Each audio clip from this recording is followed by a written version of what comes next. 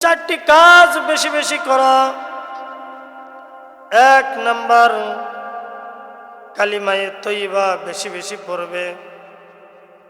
লা ইলাহা ইল্লাল্লাহু মুহাম্মাদুর রাসূলুল্লাহ সাল্লাল্লাহু আলাইহি সাল্লাম। দ্বিতীয় নাম্বার, তোমরা বেশি বেশি আস্তাগফিরুল্লাহ পড়বে, কারণ আস্তাগফিরুল্লাহ পড়ার দ্বারা জীবনের গুনাহ মাফ হয়ে যায়। কোন ব্যক্তি যদি সারাদিন আল্লাহর কাছে মোনাজাত করে চায়, আরেক ব্যক্তি শুধু বলে আস্তাগফিরুল্লাহ আস্তাগফিরুল্লাহ, সে আল্লাহর দরবারে কোনো কিছু চায় না, শুধু বলে আস্তাগফিরুল্লাহ। আল্লাহ রাসূল বলেন, যে ব্যক্তি চাইল, সারাদিন চাইল, আরেক ব্যক্তি বলল আস্তাগফিরুল্লাহ আস্তাগফিরুল্লাহ, ওই চানেওয়ালা ব্যক্তির চেয়ে যে ব্যক্তি আস্তাগফিরুল্লাহ বলল, আল্লাহ পাক তাকে ওই চানেওয়ালার চেয়েও বেশি দান করে দিবেন।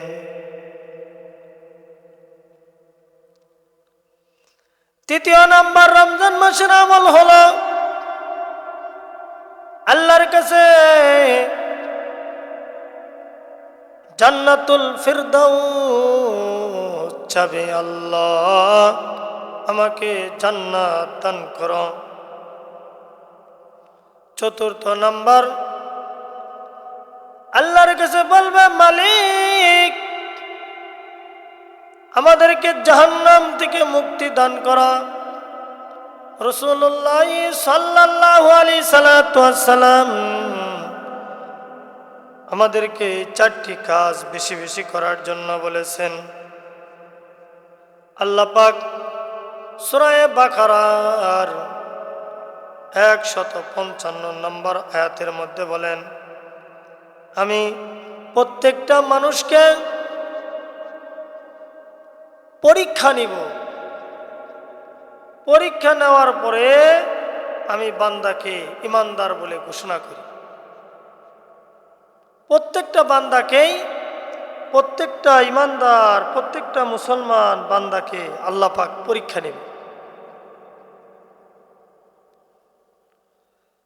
তার মধ্যে আমাদের এই যে পরীক্ষা, মুসলমানের জন্য পরীক্ষা শুরু হয়ে গেছে। রমজান মাস, বান্দা রোজা রাখে কিনা, এটা আল্লাহর সাথে বান্দার সাথে সম্পর্ক। কারণ রোজার মধ্যে কোনো রিয়া নাই, লোক দেখানো লৌকিকতা নাই। কোন ব্যক্তি যদি নামাজ পড়ে, নামাজের মধ্যে শয়তান ধোঁকা দিয়ে লৌকিকতা আসতে পারে। কোন ব্যক্তি যদি দান করে, তাহলে দানের মধ্যে লৌকিকতা আসতে পারে। এই জন্য আল্লাহ রাসূল বলেন, কিয়ামতের ময়দানে দানকারীকে দাঁড় করাবে।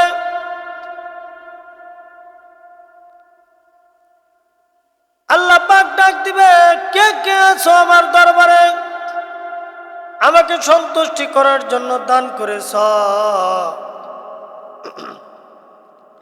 একদল লোক দাঁড়িয়ে যাবে। আল্লাহ পাক সেদিন বলবে, তুমি তো দান করেছ, আমাকে সন্তুষ্টি করার জন্য করো নাই, মানুষকে দেখানোর জন্য, লোকে যেন তোমাকে দানবীর বলে, এই জন্য তুমি দান করেছ। সুতরাং দুনিয়াতে তোমাকে দানবীর বলা হয়ে গেছে। তাকে অর্ধমুখী করে জাহান্নামে নিয়ে যাওয়া হবে।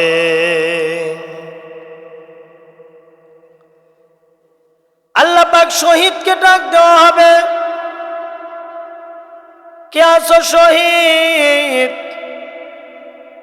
একদল লোক দাঁড়িয়ে যাবে। আল্লাহ পাক বলবে, তুমি দুনিয়াতে আমার জন্য শহীদ হও নাই, মানুষে তোমাকে শহীদ বলবে, এই জন্য তুমি শহীদ হয়েছ। সুতরাং তোমাকে শহীদ বলা হয়ে গেছে, অর্ধমুখী করিয়া তাকেও জাহান্নামে নেওয়া হবে।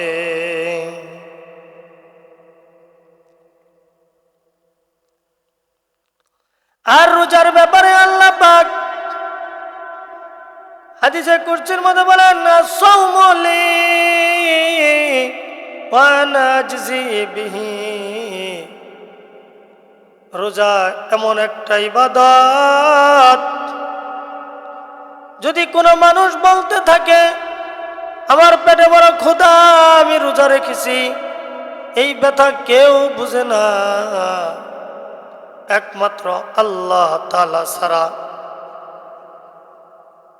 আর রোজাটা এমন একটা রোজা, এমন একটা ইবাদত, রোজাটা এমন একটা ইবাদত,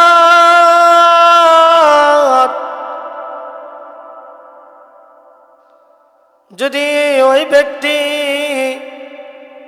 ঘরে ঝাঁপ দিয়া যদি দরজা বন্ধ করে পান করে খায়,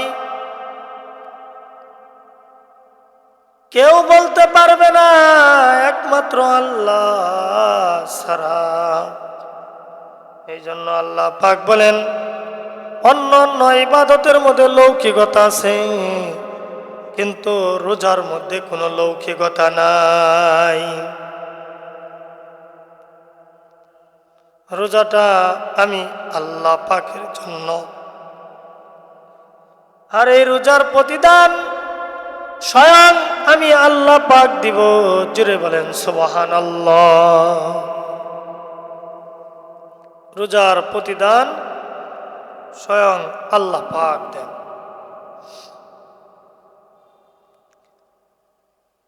এজন্য ভাইয়ের আমার,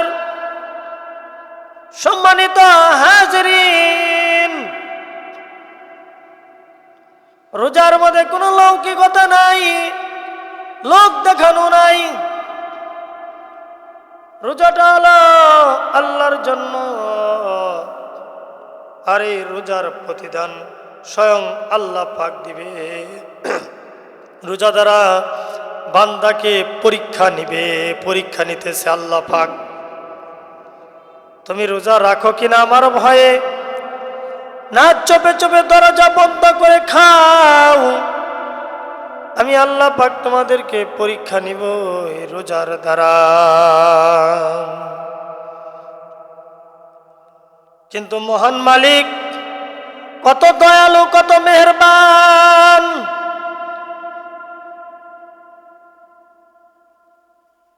আল্লাহ পাক কত দয়ালু, কত মেহেরবান। আল্লাহ পাক সাথে সাথে কোরআনে পাকের মধ্যে জানিয়ে দিলেন, কোন ব্যক্তি যদি অসুস্থ হয়ে যায় অথবা সফরের মধ্যে থাকে,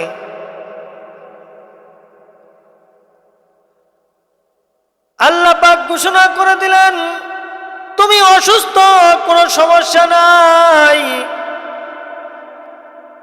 তোমার রোজা রাখতে হবে না, আমি আল্লাহ পাক রোজা তোমার জন্য মাফ করে দিলাম।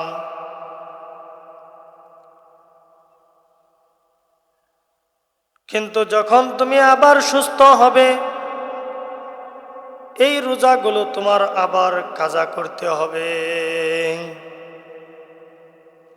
তুমি সফরে আছো, রোজা রাখতে পারো না, আমি আল্লাহ পাক রোজা তোমার জন্য মাফ করে দিলাম। কারণ তুমি সফরে আছো, তোমার কষ্ট হবে, আমি চাই না তোমার কষ্ট হোক, আমি আল্লাহ পাক তোমাকে রোজা মাফ করে দিলাম, কিন্তু পরবর্তীতে আবার রোজা আদায় করতে হবে। আল্লাহ পাক বান্দাকে সহজ করে দিছে।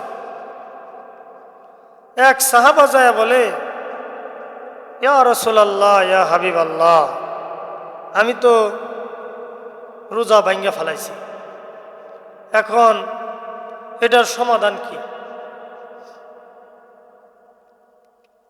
আল্লাহ রাসূল বলেন, কোন ব্যক্তি যদি একটা রোজা ভেঙ্গে ফেলে, একটা রোজার পরিবর্তে একাধারে 60টা রোজা রাখতে হবে। যদি মাঝখানে ভেঙ্গে ফেলে আবার 60টা রাখতে হবে। এত কঠিন রোজার বিধান। সাহাবা এসে বলল, ইয়া রাসূলুল্লাহ, ইয়া হাবিবাল্লাহ, আমি তো রোজা ভেঙ্গে ফেলেছি, এখন আমি কি করব? আল্লাহ রাসূল বললেন, তোমার একাধারে 60টা রোজা রাখতে হবে।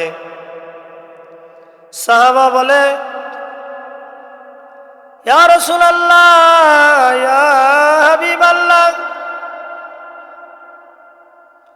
আমার শরীরটা বড় দুর্বল, আমার বয়স হয়ে গেছে, বৃদ্ধ হয়ে গেছি, 60টা রোজা আমার পক্ষে রাখা সম্ভব হবে না। তাহলে রোজা তুমি ভাঙছো কেন? কয়, বলে ভেঙ্গা ফেলাইছি, ভাঙ্গা গেছে গা, কি করা যাইব? কয়, না, তোমার 60টা রোজা রাখতেই হবে। ইয়া রাসূলুল্লাহ, আমি 60টা রোজা রাখতে পারবো না, রোজার কাফারা। বলতেছে আল্লাহ রাসূল সাল্লাল্লাহু আলাইহি সাল্লাম বলেন, তাহলে 60 জন মিসকিনকে খাওয়াইতে হবে। সাহাবা বলে, আমার তো টাকা নাই, আমি গরিব, কিভাবে 60 জন মিসকিনকে খাওয়াবো? আল্লাহ রাসূল বললেন, একটু অপেক্ষা করো। অপেক্ষা করলেন। কিছুক্ষণ পর আল্লাহ রাসূলের কাছে একজন সাহাবা খেজুর নিয়ে আসলেন। আসার পরে বলতেছে, ইয়া রাসূলুল্লাহ, এগুলো বাইতুল মাল, গরিব মানুষের জন্য দান করলাম। আল্লাহ রাসূল বললেন, আমার ওই সাহাবাটা কই, যে সাহাবাটা রোজাটা ভেঙ্গে ফেলেছে? সাহাবাকে ডাক দিল, সাহাবা, তোমার রোজার কাফারা এই খেজুরগুলো মানুষের নিকট দান করো। সাহাবা বলে, ইয়া রাসূলুল্লাহ, আমার চেয়ে তো গরিব আর কেউ নাই, আমি কারে দান করব? কয়, তুমি আগে তোমার পরিমাণ মতো রাইখা তারপরে দান করে দাও। হ্যাঁ, আল্লাহ পাক কত দয়ালু, কত মেহেরবান। তাহলে রোজা আমাদের উপর আল্লাহ পাক ফরজ করে দিছে, আবার দয়া করে দিছে। তুমি অসুস্থ, আমি আল্লাহ পাক তোমাকে মাফ করে দিছি। পারো না তুমি ফকির মিসকিনকে, 60 জন মিসকিনকে খাওয়াও, তাও না পারো, তারপরও আল্লাহ রসুলের পক্ষ থেকে তাকে মাফ করে দিছে। কোনো ব্যক্তি যদি ভুলে কোনো কিছু খায়, আল্লাহ রসুল বলেন, ওই ব্যক্তিকে খাইতে দাও। খায়া যখন পেট ভরবো তখন বলবো, এই তুমি না রোজাদার? হ্যাঁ, তারপরে যখন মনে হয় তখন ওই ব্যক্তি, আল্লাহ রসুল বললেন, তারপরে যদি সে না খায়, আল্লাহ পাক তার রোজাকে কবুল করে নেয়। জুড়ে বলেন সুবহান। ভুলে খাইলে কি হয়? রোজা হয়। এরপরে যদি কেউ সেহরি খাইতে না পারে, এমন ঘুম আসছে, সেহরি খাওয়ার সময় শেষ হয়ে গেছে। সেহরি খাওয়ার সময় কি হয়ে গেছে? শেষ হয়ে গেছে। সে ঘুম থেকে উঠে শুনতেছে সেহরি খাওয়ার সময় শেষ। যদি ওই ব্যক্তি ওই অবস্থায় রোজা রাখে আর কোনো কিছু না খায়, আল্লাহ রসুল বলেন ওই ব্যক্তির রোজা হয়ে যাবে। জোরে বলেন সুবহানাল্লাহ। কিন্তু সেহরি খাওয়ার যে একটা সওয়াব, এই সওয়াব সে পাবে না, রোজা হয়ে যাবে। অনেকেই পেরেশানির মধ্যে পড়ে যায়, দ্বিধাদ্বন্দ্বের মধ্যে পড়ে যায় যে আমি সেহরি খাইলাম না, মনে হয় আমার রোজা হবে না। না, রোজা হয়ে যাবে, কিন্তু সেহরি খাওয়ার সওয়াব সে পাবে না। এই জন্য আমাদের পরীক্ষা চলতেছে এখন, কে আল্লাহ পাককে ভালোবাসে, রোজার পরীক্ষা চলতেছে। রোজার দ্বারাই বোঝা যায় বান্দা আল্লাহ পাককে ভালোবাসে কিনা। রোজার দ্বারাই বোঝা যায় আল্লাহ পাক বান্দাকে ভালোবাসে কিনা। আরো বিভিন্ন ভাবে আল্লাহ পাক বান্দাকে পরীক্ষা নেয়। তার একটা ঘটনা আমি আপনাদের মাঝে বললেই বুঝতে পারবেন আল্লাহ পাক বান্দাকে কিভাবে পরীক্ষা নেয়, কোনভাবে পরীক্ষা নিবে, এটা একমাত্র আল্লাহই ভালো জানে। তাহলে আমাদের দোয়া করতে হবে, আল্লাহ আমাদের সকলকেই ঈমানি পরীক্ষায় আমরা যেন উত্তীর্ণ হইতে পারি, আল্লাহ পাক যেন আমাদেরকে পাশ করিয়ে দেয়। সবসময় আল্লাহ পাকের কাছে দোয়া করা, সকলে বলেন আমিন। হযরতে জিবরাইল আলাইহিস সালাতু ওয়াস সালাম কে আল্লাহ পাক দুনিয়ার মধ্যে পাঠিয়েছে একটা মানুষের আকৃতি ধারণ করে, দরবেশ আকৃতি করে। আসলে জিবরাইল আলাইহিস সালাতু ওয়াস সালাম কিন্তু দরবেশ বানিয়া আল্লাহ পাক তাকে দুনিয়ার মধ্যে পাঠাইছে। প্রথমে এক ব্যক্তির কাছে যায়, যায় বলে তোমার কি প্রয়োজন, তুমি কি চাও, আমার কাছে বলা, তোমাকে আজকে সব কিছু দেওয়া হবে। বলতেছে দরবেশ বাবা,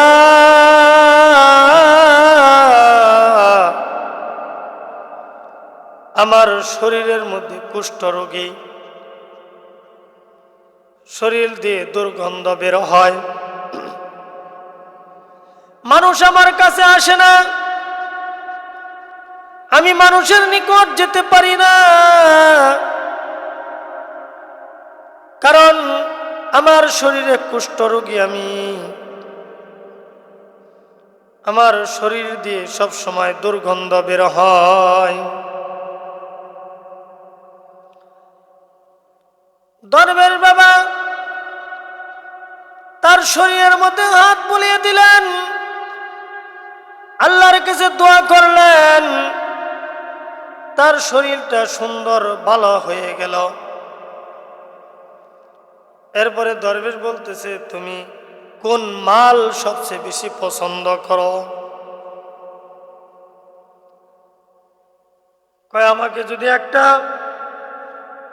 উটনির ব্যবস্থা করে দিতেন তাহলে আমি এই উটনিটা দিয়ে চড়াইতাম, বাচ্চা হইতো, আস্তে আস্তে আমি দুনিয়ার মধ্যে স্বাবলম্বী হতে পারতাম।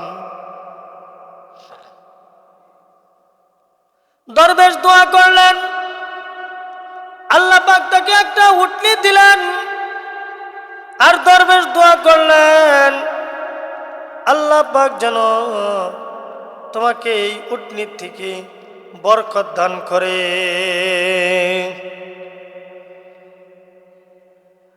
দরবেশ দোয়া করলেন, দোয়া করার কারণে আল্লাহ পাক এই একটা উটনির থেকে তাকে ধনী বানিয়ে দিলেন, বিশাল বড় উটনির পালের মালিক বানিয়ে দিলেন। থাকতে থাকলো, দরবেশ বাবার সামনে অগ্রসর হলেন। অগ্রসর হওয়ার পরে আরেকটা ব্যক্তির সাথে সম্পর্ক সাক্ষাৎ হয়ে গেল। বলল, তোমার কি মনে বড় ব্যথা, আমার কাছে বলো, আমি সমাধান করে দেব। বলতেছে, আমার মাথার চুল নাই, মানুষ আমাকে নিন্দা করে, টাক পরা বলে, টেকু বলে, আমাকে উপহাস করে। সব সময় মাথাটা বন্ধ করে আটকে রাখতে হয়। আমার জন্য দোয়া করো, মহান মালিক যেন আমার এই টাক পরাটাকে ভালো করে দেয়। দরবেশ বাবা দোয়া করলেন, তার মাথার মধ্যে হাত বুলিয়ে দিলেন। দরবেশের হাতের উছিলাই তার মাথায় আল্লাহ পাক চুলের ব্যবস্থা করে দিলেন। বলতেছে, তুমি কি চাও, কি মাল পছন্দ হয় তোমার বলো। বলতেছে, আমাকে যদি একটা গাভীর ব্যবস্থা করে দিতা, তাহলে আমি এই গাভী দ্বারা স্বাবলম্বী হতে পারতাম, দুনিয়ার মধ্যে ধনী হতে পারতাম। দরবেশ এবার দোয়া করলেন, আল্লাহ পাক তাকে একটা গাভীর ব্যবস্থা করে দিলেন। আর সে সেখান থেকে অনেক গাভীর মালিক হয়ে গেল। দরবেশ বাবা সামনে অগ্রসর হলেন। অগ্রসর হয়ে দেখলেন একটা লোক অন্ধ। তাকে বললেন, তোমার কি প্রয়োজন, কি চাও, তোমার মনে কি ব্যথা? আমার মনে ব্যথা,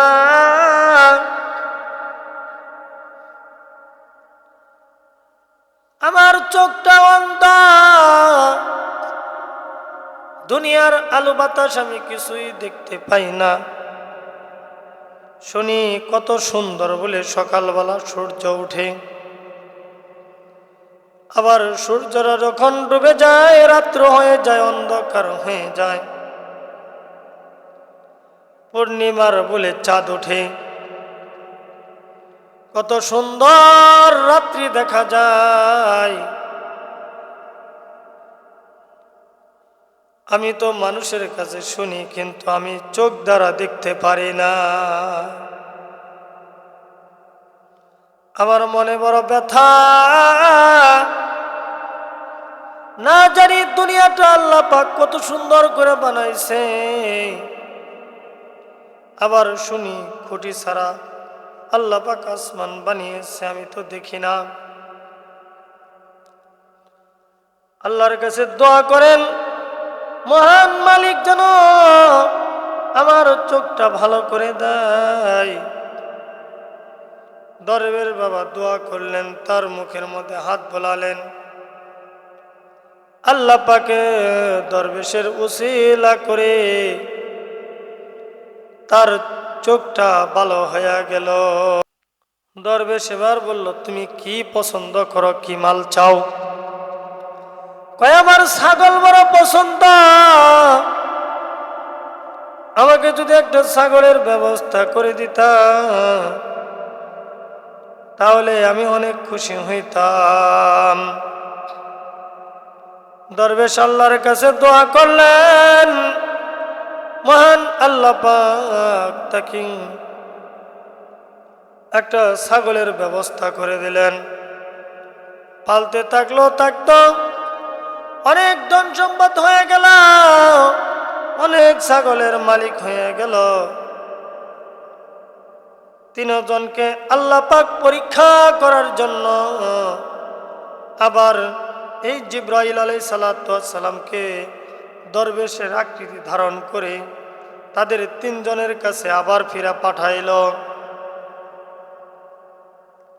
দরবেশ যা বলে, আমি শুনলাম তুমি অত্যন্ত গরিব ছিলে, কুষ্ঠরোগী ছিলে, তোমার কোনো কিছু ছিল না, মানুষের নিকট তুমি যাইতে পারতে না, মানুষ তোমার নিকট আসতো না, কারণ তোমার শরীর দিয়ে দুর্গন্ধ ছিল। সুতরাং আল্লাহ পাক তোমাকে রোগ থেকে মুক্তি দিয়েছে। আমি শুনলাম একটা উটনি থেকে তোমাকে আল্লাহ পাক ধনী বানিয়ে দিছে এবং উটের পাল দিয়ে দিছে, আল্লাহর জন্য কিছু দান কর। লোকটা বলে যে আমি আমার বুদ্ধি দ্বারা, মেধা দ্বারা এই সম্পদগুলো কামাইছি, আমার কোনো রোগী ছিল না, তুমি কিসের নতুন খবর নিয়ে আসছ? কিসের নতুন খবর নিয়ে আসছ? আমি তো কোনো রোগীই ছিলাম না। এজন্য দুনিয়ার ক্ষমতা যখন পায়, ধনী যখন হয়ে যায়, বেশিরভাগ মানুষ আল্লাহ পাককে ভুলে যায়। এটা আল্লাহ পাকের পরীক্ষা। রোজা আল্লাহ পাকের পরীক্ষা, ধনী বানিয়ে দেয়, এটা আল্লাহ পাকের পরীক্ষা। তুমি গরিব আছো, এই গরিবটাও আল্লাহ পাকের তরফ থেকে পরীক্ষা। লোকটা অস্বীকার করলাম, অস্বীকার করার কারণে দরবেশ দোয়া করলাম, ইয়া আল্লাহ, লোকটা তোমার শুকরিয়া আদায় করে নাই, অশুকরিয়া আদায় করেছে, লোকটা নাফরমানি করেছে, পরীক্ষায় ফেল করে ফেলেছে। আল্লাহ তুমি একে আগের অবস্থার মতো ফিরে দাও। আল্লাহর কাছে দোয়া করলেন। আস্তে আস্তে তার সব উটনিগুলো একে একে স্টক করে মরতে আরম্ভ করলো।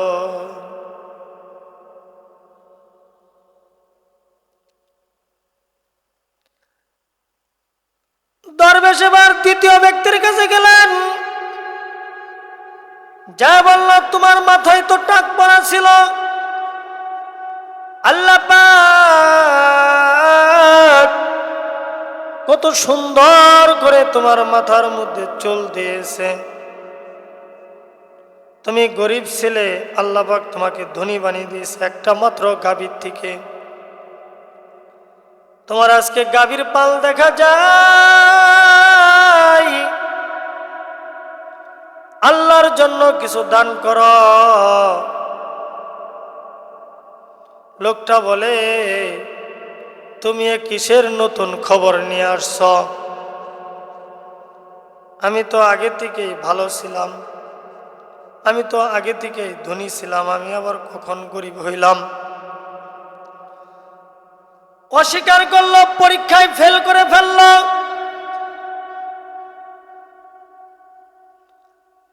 দরবেশ এবার দোয়া করলো আল্লাহর কাছে, আল্লাহ, লোকটা তোমার নাফরমানি করে ফেলেছে গো আল্লাহ, তুমি এই ব্যক্তিকে আগের অবস্থায় ফিরে দাও।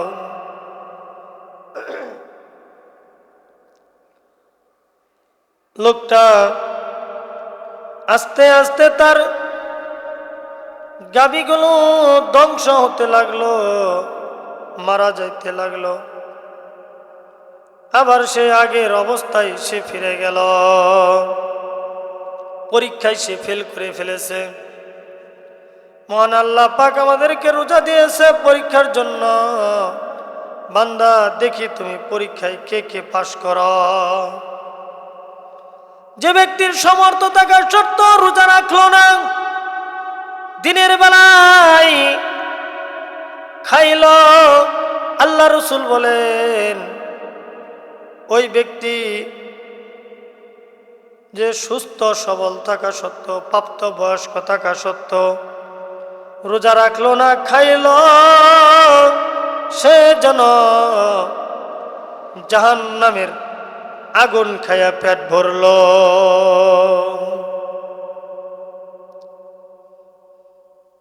রোজা রাখলো না, সে ফেল করে ফেলায়, সে ধ্বংস হয়ে যাবে। বুজুর্গ ব্যক্তি দোয়া করলাম, তুমি আল্লাহর শুকরিয়া আদায় করো নাই, নাফরমানি করেছ, পরীক্ষায় উত্তীর্ণ হতে পারো নাই, ফেল করে ফেলেছ।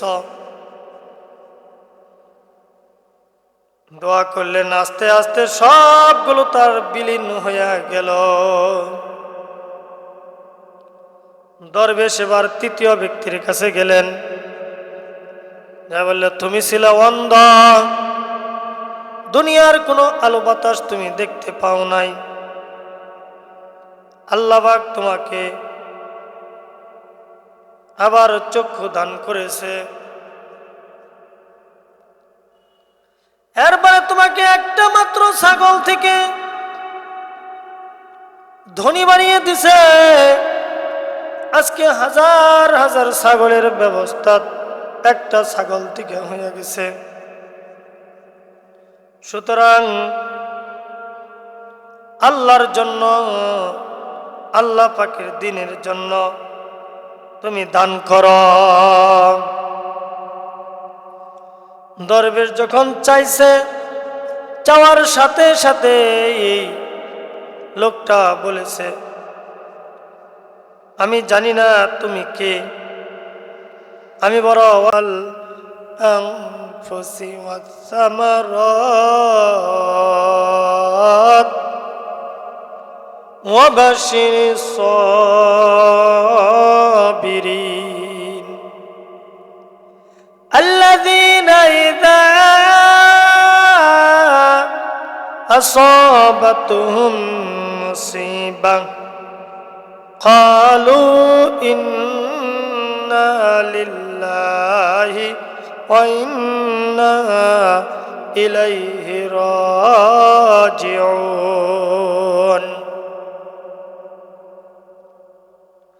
আল্লাহ রাব্বুল আলামিন বলেন, আমি তোমাদেরকে পরীক্ষা নিব,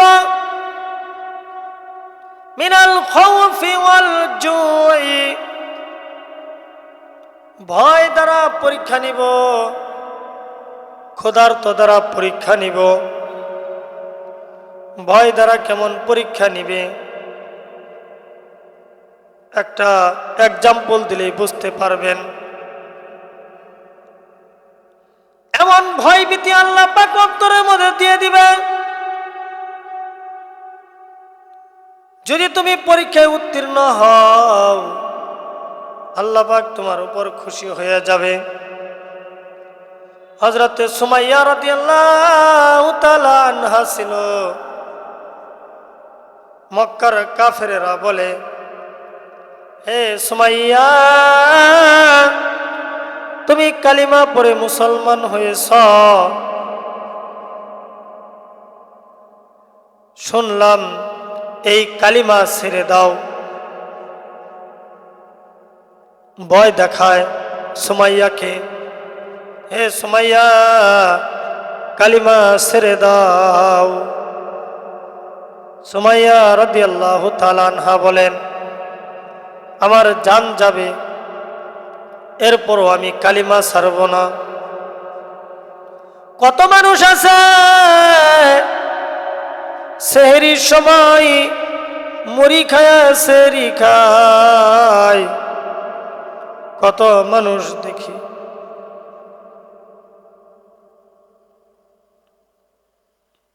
রোজা রাখে, না খায় রোজা রাখে, কিছু নাই। আল্লাহ পাক বলে, বান্দারে, আমি আল্লাহর তরফ থেকে এটাও তোর পরীক্ষা, পানি খায়া হইল তোর রোজা রাখতে হবে, এটা আমার হুকুম।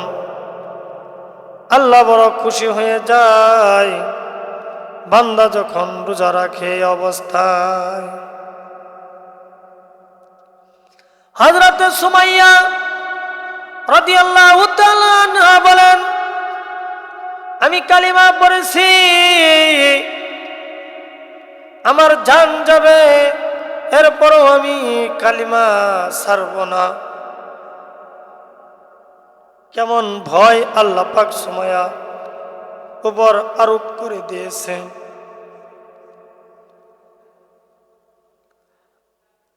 হযরত সুমাইয়া রাদিয়াল্লাহু তাআলা আনহু বলেন, আমাকে যদি মেরে ফেলাও, শহীদ করে দাও, আগুনের মধ্যে নিক্ষেপ করে দাও, এরপরও আমি এই কালিমা ছাড়ব না। সমস্ত কাফেরেরা মিলা হযরতে সুমাইয়াকে ভয় দেখায়, সুমাইয়া তুমি এখনো সময় আছে, কালিমা ছেড়ে দাও, কালিমা ছেড়ে দাও, তোমাকে কিছুই করব না। সুমাইয়ার একই জবাব, জান যাবে, কালিমা ছাড়ব না। এবার কাফেরেরা বলল, ঠিক আছে সুমাইয়া প্রস্তুত হও। তার দুই হাত বাঁধা হলো, দুই পা বাঁধা হলো। কাফেরেরা তার দিকে লক্ষ্য করে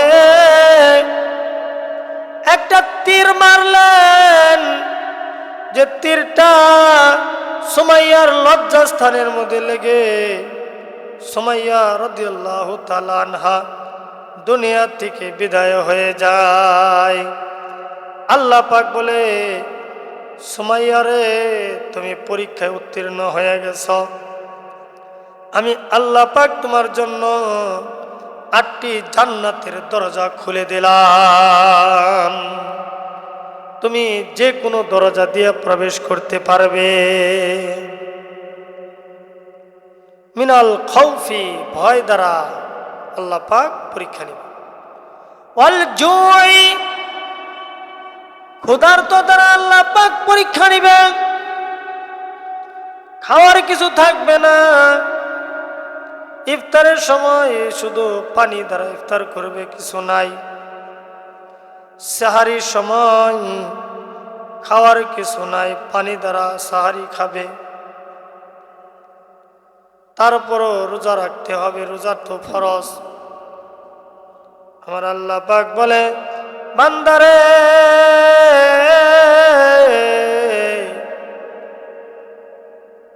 তুমি যদি এই ক্ষুধার্ত অবস্থায় রোজা রাখো, আমার ভয় দ্বারা, আমাকে ভয় করে যদি রোজা রাখো, কারণ রোজাটা হলো এমন, মানুষের নিকট বললেও মানুষ বিশ্বাস করবে না, যে তুমি যদি রোজাটা ভেঙে ফেলো, খাও, আর যায় যদি বলো আমি রোজাদার, তাহলে বলার দেখার মতো কেউ নাই। আর যদি রোজা রাখো, তারপরও যদি তুমি বলো আমি রোজাদার, তাহলেও মানুষ দেখবে না। এই রোজার সম্পর্কটা স্বয়ং মহান আল্লাহর সাথে সম্পর্ক। প্রত্যেকটা লোকের সাথে আল্লাহ পাক পরীক্ষা নেবে। আল্লাহ পাক বলেন, ওয়া নাকসিম মিনাল আমওয়ালি ওয়াল আনফুসি ওয়াস সামারাত,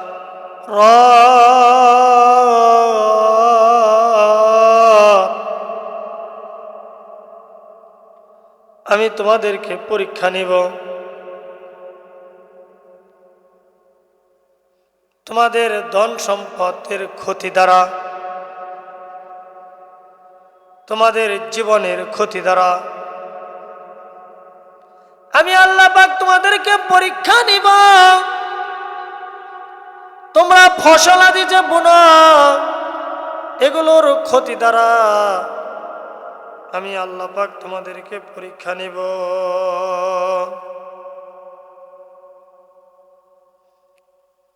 ওয়াবাশিরিস সাবিরিন, যদি তোমরা ধৈর্য ধারণ করো তাহলে তোমরা সুসংবাদ গ্রহণ করো।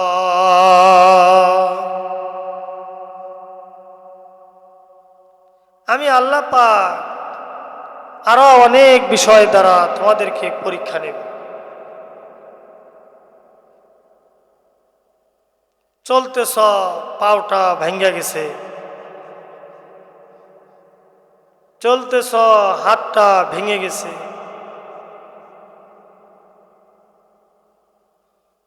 দরিদ্রতা দিয়া পরীক্ষা নিব, ধনী বানিয়া পরীক্ষা নিব।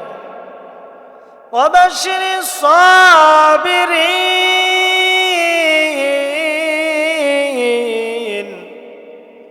যদি তোমরা ধৈর্য ধারণ করো, যারা ধৈর্য ধারণ করবে তাদের জন্য সুসংবাদ। যারা ধৈর্য ধরবে তাদের জন্য সুসংবাদ। কি সুসংবাদ? আল্লাহ পাক সূরা ফুরকানের মধ্যে বলেন, এই সমস্ত বিষয়ের মধ্যে যারা ধৈর্য ধারণ করবে, বালা মুসিবতের সময় বলতে থাকবে ক্বালু ইন্না লিল্লাহি ওয়া ইন্না ইলাইহি রাজিউন,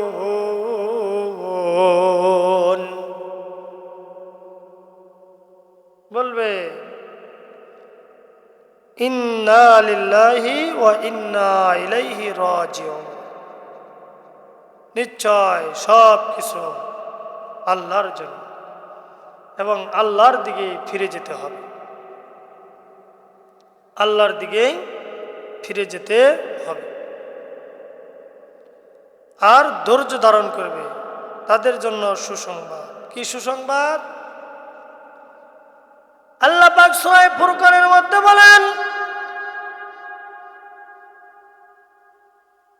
তার সমস্ত গুনাহগুলোকে আল্লাহ পাক নেক দ্বারা পরিবর্তন করে দিবে। তার গুনাহগুলোকে আল্লাহ পাক নেক দ্বারা পরিবর্তন করে দিবে, তাকে মাফ করে দিবে, নিষ্পাপ করে দিবে।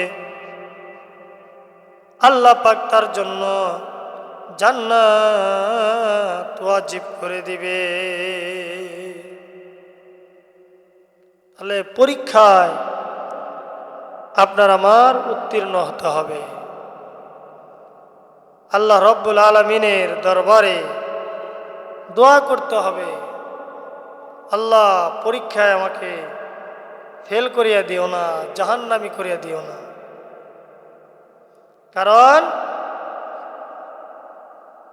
রোজার মাস, সহানুভূতির মাস, পরীক্ষার মাস। পরীক্ষার মাস, এই মাস যারা পাশ করবে আল্লাহ পাক তার গুনাহগুলোকে মাফ করে দিবে। গুনাহগুলোকে আল্লাহ পাক কি করে দিবে? মাফ করে দিবে এবং গুনাহগুলোকে নেক দ্বারা পরিবর্তন করে দিবে। আল্লাহ পাক তাকে জান্নাতের ব্যবস্থা করে দিবে। আল্লাহ পাক কোরআনের অন্য আয়াতের মধ্যে বলেন, ওয়াল্লাযীনা আমানু আশাদ্দু হুব্বাল লিল্লাহ, যারা ঈমানদার, যারা আল্লাহকে ভালোবাসে, তারা দুনিয়ার সব কিছু ছাড়তে পারে আল্লাহর ভালোবাসার সামনে। আল্লাহর ভালোবাসার সামনে যদি জীবনও চলে যায় তার উপরও রোজা ভাঙবে না।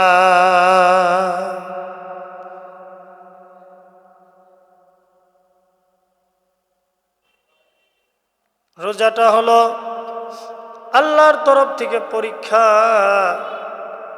আর আল্লাহ পাক কোরআনে পাকের মধ্যে বলেন, আল্লাযীনা আমানু, যারা ইমানদার, ইমান এনেছে, আশাদ্দু হুব্বাল লিল্লাহ, সবচেয়ে বেশি ভালোবাসে আল্লাহ পাককে।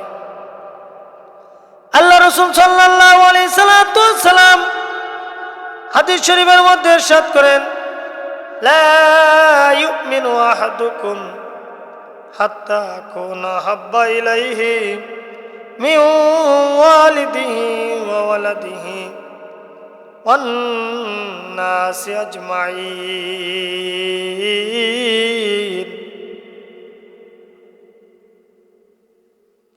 তোমরা কখনোই প্রকৃতভাবে আসলেই মুমিন হতে পারবে না যতক্ষণ পর্যন্ত না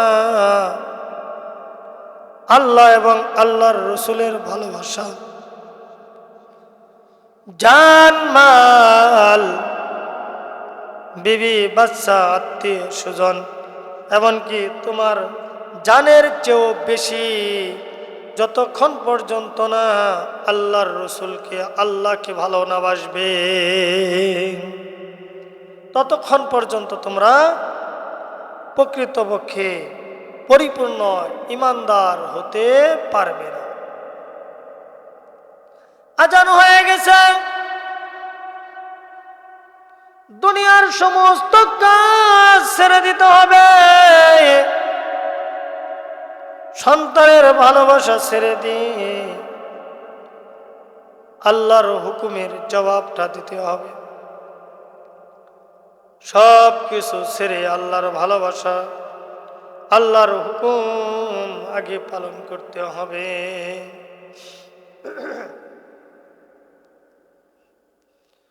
এজন্য আল্লাহর ভালোবাসা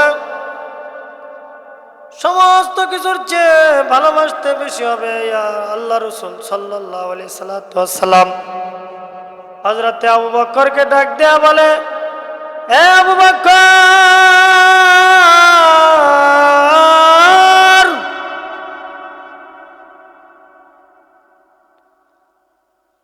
তুমি আমাকে কতটুকু ভালোবাসো?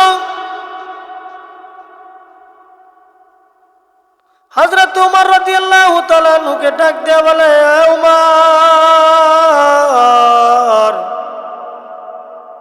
তুমি আমাকে কতটুকু ভালোবাসো? হযরত উমর রাদিয়াল্লাহু তাআলা আনহু বলেন, ইয়া রাসূলুল্লাহ, ইয়া হাবিবাল্লাহ, আমার অর্ধেক জীবনের বিনিমূল্য আমি আপনাকে ভালোবাসি। আল্লাহ রাসূল বলেন, উমর, তোমার ঈমান এখনো পরিপূর্ণ হয় নাই। আবার কিছুক্ষণ পরে আয়েশা বলে, ইয়া রাসূলুল্লাহ, হে হাবিবাল্লাহ, আমার জান, আমার মাল, আমার সমস্ত সম্পদের চেয়েও আল্লাহ এবং আল্লাহর রসুলকে ভালোবাসি। আল্লাহর রসুল এবার বলেন, হে উমর, তুমি সবচেয়ে বড় ঈমানদার, তোমার ঈমানটা এখন পরিপূর্ণ হয়েছে। কারণ আল্লাহ পাক যখন হুকুম করে, আল্লাহর হুকুমের সামনে সমস্ত হুকুমকে নিজে বিলিয়ে দিতে হবে। সাহাবা ইকরামরা করছে, নবীরা করছে, আর আমরা রোজা রাখি, আল্লাহর হুকুম, 4 হোটেলে দেখা যায় কত লোক সুস্থ মানুষ চা খাইতেছে, বাজারে দেখা যায় হ্যাঁ ধূমপান করতেছে, আল্লাহর হুকুমের তোয়াক্কা করে না। বান্দা তুমি একটু চিন্তা করলে না যে আল্লাহর হুকুম যে তুমি পালন করতেছো না, কখন যেন তোমার ডাক এসে যায়, কখন যেন তোমার দুনিয়ার ডাক এসে যায়, রোজা রাখতেছো না।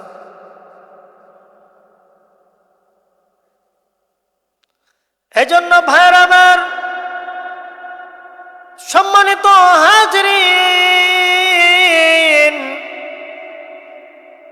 আল্লাহর হুকুমের সামনে, আল্লাহ পাকের হুকুমের সামনে সব কিছু বিলীন করে দিতে হবে, আল্লাহর হুকুম পালন করতে হবে।